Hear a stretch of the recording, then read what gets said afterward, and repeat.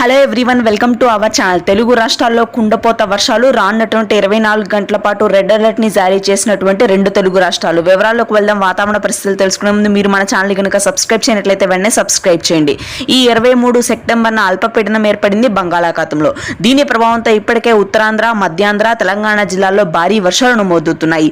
ముఖ్యంగా ఈ రోజు హైదరాబాద్లోని మియాపూర్, బాచుపల్లి, కుకట్పల్లి, అమీర్పేట, కాగజ్ నగర్, మల్కాజ్గిరి, మణికొండ, చార్మినార్, ఓల్డ్ సిటీ, ఉప్పల్, ఖైరతాబాద్ ప్రాంతాల్లో భారీ వర్షాలు కురుస్తాయి. మెదక్, సిద్దిపేట, రంగారెడ్డి, వికారాబాద్, కామారెడ్డి, నిజామాబాద్, ఆదిలాబాద్ ప్రాంతాల్లో తేలికపాటి మోస్తరు వర్షాలు నమోదయ్యే అవకాశాలు ఉన్నాయి.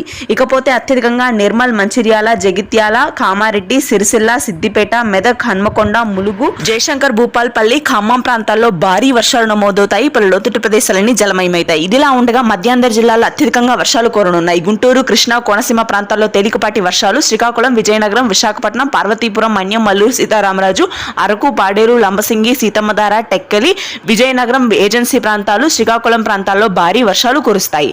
రాయలసీమ వ్యాప్తంగా నిన్నటి నుంచి కురుస్తున్నటువంటి వర్షాలు మరింతగా పెరుగుతాయి. కడప, కర్నూలు, అనంతపురం, తిరుపతి ప్రాంతాల్లో. ఇది ప్రస్తుతానికి ఉన్న వెదర్ అప్డేట్. Thank you.